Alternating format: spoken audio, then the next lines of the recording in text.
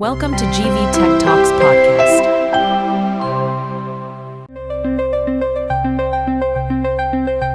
మొన్న మా ఇంట్లో ఇదే జరిగింది. మా వాళ్ళు వాటర్ ప్యూరిఫైయర్ మార్చాలని అనుకుంటున్నారు.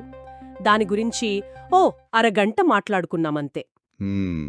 ఆ తర్వాత నేను ఫోన్ తీసి ఇన్‌స్టాగ్రామ్ చూస్తుంటే ఒకదాని తర్వాత ఒకటి అన్ని వాటర్ ప్యూరిఫైయర్ల యాడ్సే. చాలా కామన్ ఇది. అప్పుడు మా నాన్నన్నారు, చూసావా మన ఫోన్ మన మాటలన్నీ వింటోంది అని. ఈ అనుభవం చాలా మందికి అయ్యే ఉంటుంది కదా. ఖచ్చితంగా. ఇది ఈ రోజుల్లో ఒక హాట్ టాపిక్. ఫ్రెండ్స్‌తో కాఫీ గురించి మాట్లాడితే కాఫీ యాడ్స్. వెకేషన్ గురించి ప్లాన్ చేస్తే ట్రావెల్ యాడ్స్. అవును. ఇది చూసి మన ఫోన్ మనపై గూఢచర్యం చేస్తోందని అనుకోవడంలో ఆశ్చర్యం లేదు. కానీ నిజమంత సింపుల్ కాదు. అంటే మన ఫోన్లు మన మాటలు వినడం లేదంటారా? మరి ఈ మ్యాజిక్ ఏంటి? ఇదే ఈరోజు మనం లోతుగా పరిశీలించబోయే అంశం. తప్పకుండా. ఇది కేవలం యాదృచ్ఛికమా? లేక దీని వెనక మనం తెలుసుకోవలసిన పెద్ద టెక్నాలజీ కథేమైనా ఉందా? సరే, దీన్ని విడమర్చి చూద్దాం. తప్పకుండా. మొదట మనం ఒక విషయం క్లియర్ చేసుకోవాలి.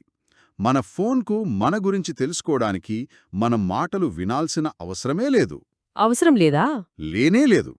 ఎందుకంటే మనం దానికి అంతకంటే చాలా ఎక్కువ సమాచారాన్ని ఇప్పటికే ఇచ్చేశాం. అంటే మన డిజిటల్ ఫుట్ ప్రింట్స్ గురించా?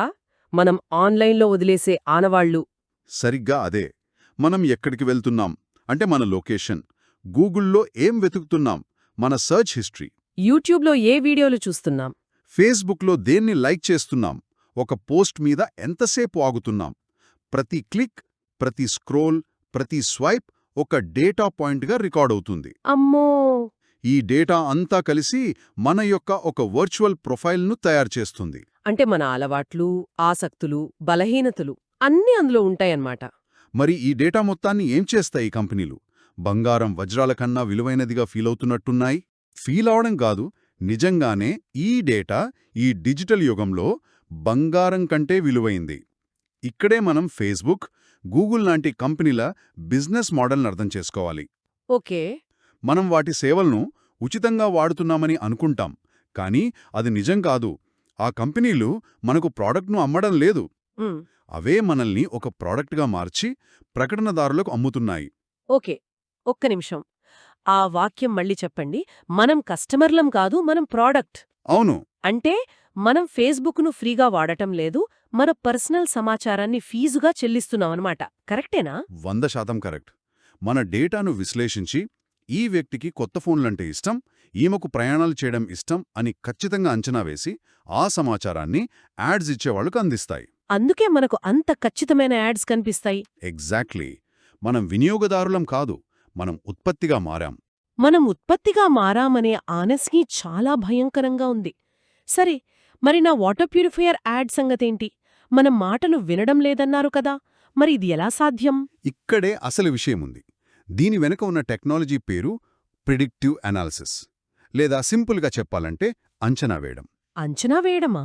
మీ ఫోన్ మీ మాటలు వినడం లేదు, కానీ మీ ప్రవర్తనను బట్టి మీరు తర్వాత ఏం చేయబోతున్నారు, దేని గురించి ఆలోచిస్తున్నారు చాలా ఖచ్చితంగా అంచనా వేస్తోంది. అదెలా సాధ్యం? మీ వాటర్ ప్యూరిఫైయర్ ఉదాహరణే తీసుకుందాం. మీరు మీ ఇంట్లో దాని గురించి మాట్లాడటానికి ఆ కొన్ని రోజుల ముందు ఉమ్, బహుశా యూట్యూబ్లో బెస్ట్ వాటర్ ప్యూరిఫైయర్ 2026 అని ఏదైనా రివ్యూ వీడియో చూసుండొచ్చు. ఉండొచ్చు, లేదా లేదా మీ ఇంట్లో ఉన్న ఎవరైనా వాళ్ల ఫోన్లో ఫ్లిప్కార్ట్ లేదా అమెజాన్లో ప్యూరిఫైయర్ల ధరలు చూసుండొచ్చు. అవును, మా తమ్ముడు చూశాడన్నాడు. చూశారా? పాయింట్ దొరికింది. మీ ఇద్దరు ఫోన్లు ఒకే వైఫై నెట్వర్క్ కనెక్ట్ అయి ఉన్నాయి, మీ ఇద్దరు లొకేషన్ ఒకటే, సోషల్ మీడియాలో ఫ్రెండ్స్. ఓహ్! ఈ డేటా పాయింట్స్ అన్నింటినీ ఆర్టిఫిషియల్ ఇంటెలిజెన్స్ అంటే ఏఐ అల్గోరిథమ్స్ కలిపి చూస్తాయి. ఓకే, ఈ ఇంట్లో వాటర్ ప్యూరిఫైయర్ కొనాలనే ఆలోచన ఉంది, ఈ నెట్వర్క్లో ఉన్న అందరికీ యాడ్స్ చూపిస్తే ఎవరో ఒకరు కొంటారు అని అదొక నిర్ణయానికి వస్తుంది. అబ్బో! ఇది గూఢచర్యం కాదు, ఇది డేటా ఆధారిత అంచనా. అంటే నేను ఒంటరిగా ఆలోచించడం లేదు, నా చుట్టూ ఉన్నవాళ్ల డిజిటల్ అలవాట్లు కూడా నా మీద ప్రభావం చూపుతున్నాయన్నమాట. చాలా తెలివైనది. మరి ఈ అంచనా వేయడం అంటే కేవలం నేను ఏం కొంటానో చెప్పడమేనా, లేక అంతకు మించి ఏమైనా ఉందా? అంతకుమించి చాలా ఉంది. నిజానికి ఈ డేటాతో ఏఐ మన యొక్క ఒక డిజిటల్ అవతారనే నిర్మిస్తుంది. Digital Avatar? అవును. దానికి మన గురించి మనకంటే ఎక్కువ తెలుసంటే ఆశ్చర్యపోనక్కర్లేదు. దానికి తెలుసు ఏ పోస్ట్ చూస్తే మనం నవ్వుతామో, ఏ వీడియో చూస్తే మన కోపం వస్తుందో, ఏ వార్త చదివితే మనం ఎక్కువసేపు యాప్లో ఉంటామో. ఇదొక రకంగా మన జాతకం చెప్పినట్టుంది. కానీ ఇక్కడ గ్రహాల బదులు మన డేటా పాయింట్స్ చూసి మన భవిష్యత్తుని అంచనా వేస్తున్నారన్నమాట. బహుశా అందుకనేమో ఇన్స్టాగ్రామ్ రీల్స్, యూట్యూబ్ షార్ట్స్ అంత అడిక్టివ్గా ఉంటాయి. ఖచ్చితంగా. ఒక్కసారి చూడటం మొదలుపెడితే ఆపలేం. ఖచ్చితంగా. ఆ ప్లాట్ఫామ్లో మనకు యాదృచ్ఛికంగా వీడియోలు చూపించవు. మనల్ని స్క్రోలింగ్ చేస్తూనే ఉండేలా, మన ఎమోషన్స్తో ఆడుకునేలా, మన బలహీనతలను టార్గెట్ చేసే కంటెంట్ను మాత్రమే అవి మన ముందుంచుతాయి. అంటే అంత పర్సనలైజ్డ్ అన్నమాట. అంతే. మన డిజిటల్ అవతార్ను అవి నిరంతరం స్టడీ చేస్తూనే ఉంటాయి. ఈ వ్యక్తికి కామెడీ వీడియోలు నచ్చుతున్నాయి, ఇంకో 2 అలాంటివే చూపిద్దాం. ఈ వ్యక్తికి రాజకీయ వాదనలు చూస్తే కోపమొస్తుంది, అలాంటి వీడియో ఒకటి వేద్దాం. అప్పుడు కామెంట్స్ రూపంలో ఎక్కువ ఎంగేజ్మెంట్ వస్తుంది. ఓకే. ఇది కేవలం యాడ్స్ చూపించి మనల్ని యాప్స్కు బానిసలను చేయడానికే పరిమితమైతే పర్లేదు. కానీ దీనివల్ల ఇంకా పెద్ద ప్రమాదాలేమైనా ఉన్నాయా? ఇక్కడే ఇది నిజంగా ఆసక్తికరంగా మారుతుంది. అవును, ఇక్కడే అసలు ప్రమాదం దాగి ఉంది. ఈ టెక్నాలజీ కేవలం మన కొనుగోలు అలవాట్లను ప్రభావితం చేయడమే కాదు, మన ప్రవర్తనను, మన ఆలోచనలను, చివరికి మన నమ్మకాలను కూడా తారుమారు చేయగలదు. ఒక్క నిమిషం. మన ఆలోచనల్నా? అంటే మన ఆలోచనల మీద కూడా వీళ్ళకి నియంత్రణ ఉన్నట్టే కదా? ఇది కేవలం బూట్లమ్మడం గురించి కాదు. అస్సలు కాదు. ఈ విశ్లేషణ కోసం మనం చూసిన రిపోర్ట్స్ అన్నీ ఒకే విషయాన్ని నొక్కి చెప్తున్నాయి. అదేంటంటే, ఈ ఏఐ అల్గారిథంలు మనల్ని ఒక భావజాల బుడగ లేదా ఫిల్టర్ బబుల్లో బంధిస్తాయి. Filter bubble. ఉదాహరణకు, మీకొక రాజకీయ పార్టీ అంటే ఇష్టమనుకుందాం. మీరు దానికి సంబంధించిన కొన్ని పోస్టులను లైక్ చేస్తారు, కొన్ని ఆర్టికల్స్ చదువుతారు. ఏఐ దీన్ని వెంటనే పసిగడుతుంది. అప్పుడు దానికి సంబంధించిన వార్తలని ఎక్కువగా చూపించడం మొదలుపెడుతుంది. అంతేనా? సరిగ్గా. అంతేకాదు, మీకు నచ్చని రాజకీయ పార్టీకి వ్యతిరేకంగా ఉండే వార్తలను, పోస్టులను కూడా మీ ఫీడ్లో నింపేస్తుంది. కొన్నాళ్లకు ఏమవుతుందంటే, మీ అభిప్రాయానికి భిన్నమైన ఏ సమాచారం మీకు చేరదు. ఓ. మీ నమ్మకమే నిజం, మిగతా ప్రపంచమంతా తప్పు అనే భావన మీలో బలపడుతుంది. అందుకే అంటారు, మన ఇంటర్నెట్ను చూడటం లేదు, మనకోసం ప్రత్యేకంగా సృష్టించబడిన మన ఇంటర్నెట్ను మాత్రమే చూస్తున్నాం. ఇది చాలా భయంకరంగా ఉంది. అంటే ఒకే అంశం గురించి నేను గూగుల్లో వెతికితే వచ్చే ఫలితాలు, మీరు వెతికితే వచ్చే ఫలితాలు వేర్వేరుగా ఉంటాయా? ఖచ్చితంగా వేరుగా ఉంటాయి. ఉదాహరణకు, క్లైమేట్ చేంజ్ గురించి ఇద్దరూ సెర్చ్ చేస్తే, పర్యావరణంపై ఆసక్తి ఉన్న మీకు దాని తీవ్రతను వివరించే సైంటిఫిక్ ఆర్టికల్స్ కనిపించవచ్చు. అదే సమయంలో దానిపై సందేహాలున్న మరో వ్యక్తికి క్లైమేట్ చేంజ్ ఒక బూటకం అని చెప్పే బ్లాగ్ పోస్టులు, వీడియోలు టాప్లో కనిపించవచ్చు. ఇది సమాజంలో ధ్రువణాన్ని పెంచుతుంది. ఇదొక ముఖ్యమైన ప్రశ్న లేవనెత్తుతుంది. ఈ టెక్నాలజీ మనల్ని నియంత్రిస్తోందా, లేక మనం దాన్ని నియంత్రిస్తున్నామా? ఎగ్జాక్ట్లీ. ఈ పరిస్థితి నుంచి బయటపడే మార్గం లేదా? ఈ డిజిటల్ ప్రపంచం నుంచి తప్పించుకోవాలంటే టెక్నాలజీని పూర్తిగా వదిలేయాలా? అది ఈ రోజుల్లో సాధ్యమేనా? టెక్నాలజీని వదిలేయడం పరిష్కారం కాదు, అది ప్రాక్టికల్ కూడా కాదు. కానీ మనం దాని బానిసలుగా మారకుండా తెలివైన వినియోగదారులుగా మారడం చాలా ముఖ్యం. మన డేటాపై మనకు నియంత్రణ ఉండాలి. కరెక్ట్. కారు ఎలా నడపాలో తెలిస్తేనే డ్రైవింగ్ చేయగలం. అలాగే ఈ టెక్నాలజీ ఎలా పనిచేస్తుందో తెలిస్తేనే దాన్ని సురక్షితంగా వాడగలం. మరి మనం తీసుకోవాల్సిన జాగ్రత్తలేంటి? ప్రాక్టికల్గా ఏం చేయొచ్చు? కొన్ని సింపుల్ స్టెప్స్ ఉన్నాయి.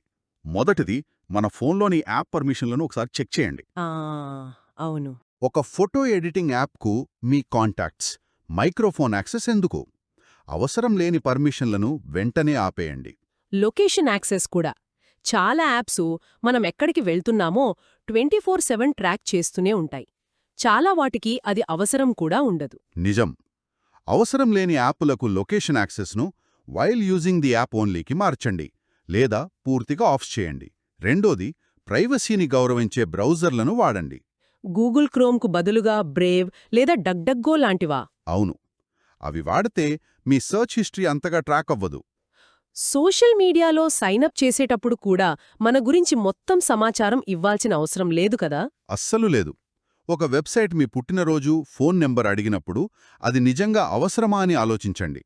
అనవసరంగా వ్యక్తిగత సమాచారాన్ని పంచుకోవద్దు. ముఖ్యంగా ఆన్లైన్లో కనిపించే ప్రతి లింక్ను గుడ్డిగా క్లిక్ చేయొద్దు. ఆలోచించి క్లిక్ చేయాలి. అవును. గుర్తుంచుకోవాల్సిన ఒకే ఒక మంత్రం: గోప్యతే బలం. Privacy is power. మన డేటాను మనం ఎంతగా కాపాడుకుంటే మన ఆలోచనలపై ఇతరుల ప్రభావం అంత తక్కువగా ఉంటుంది. మొత్తం మీద దీని అర్థమేమిటి? ఈ డిజిటల్ గోప్యత యొక్క భవిష్యత్తు ఎలా ఉండబోతోంది? దీన్ని పెద్ద చిత్రంతో చూస్తే భవిష్యత్తులో డేటా అనేది డబ్బు కంటే, బంగారం కంటే, చివరికి చమురు కంటే విలువైన వనరుగా మారబోతోంది. ఇప్పటికే ఆ దిశగా వెళ్తున్నాం మనం. ఖచ్చితంగా. మన వ్యక్తిగత డేటా ఆధారంగా మనకు లోన్లు ఇవ్వాలా వద్దా, ఇన్సూరెన్స్ ప్రీమియం ఎంత ఉండాలి, ఉద్యోగం ఇవ్వొచ్చా లేదా అని నిర్ణయించే రోజులు ఎంతో దూరంలో లేవు. ఈ చర్చ కోసం చూసిన ఒక ఆర్టికల్లో ఒక ఆసక్తికరమైన అంచనా ఉంది. భవిష్యత్తులో అతిపెద్ద పోరాటం దేశాల మధ్య కాకుండా ప్రజలకు మరియు బడాటెక్ కంపెనీలకు మధ్య జరుగుతుందని. అది నిజమయ్యేలాగే కనిపిస్తోంది. ఒకవైపు తమ డేటాను గోప్యతను కాపాడుకోవాలనుకునే సామాన్య ప్రజలు, మరోవైపు ఆ డేటాను నియంత్రించి లాభం పొందాలని చూసే టెక్ సామ్రాజ్యాలు. అవును. ఈ పోరాటంలో ప్రభుత్వాలు తీసుకొచ్చే చట్టాలు ఒక ఎత్తైతే, మనలాంటి వ్యక్తుల్లో వచ్చే అవగాహన, చైతన్యం మరో ఎత్తు. ఈ చర్చ మొత్తాన్ని ముగిస్తే మన ఫోన్ మనకు శత్రువు కాదని స్పష్టమవుతోంది. అదొక అద్భుతమైన సాధనం. కానీ టెక్నాలజీపై గుడ్డి నమ్మకం మాత్రం చాలా ప్రమాదకరం. సరిగ్గా చెప్పారు. కత్తిని పట్టుకునే విధానాన్ని బట్టే అది మనల్ని కాపాడుతుందా లేక గాయపరుస్తుందా అనేది ఆధారపడి ఉంటుంది. అది మనల్ని నియంత్రించడానికి బదులుగా మనం దానిని మన ప్రయోజనం కోసం ఎలా ఉపయోగించుకోవాలో నేర్చుకోవాలి. కాబట్టి మనం గుర్తుంచుకోవాల్సిన విషయం ఇదే: అప్రమత్తంగా ఉండండి, మీరు వాడుతున్న టెక్నాలజీ వెనుక ఏముందో తెలుసుకోవాలనే ఆసక్తితో ఉండండి. అన్నింటికన్నా ముఖ్యంగా మీ డిజిటల్ జీవితంపై నియంత్రణ మీ చేతుల్లోనే ఉంచుకోండి.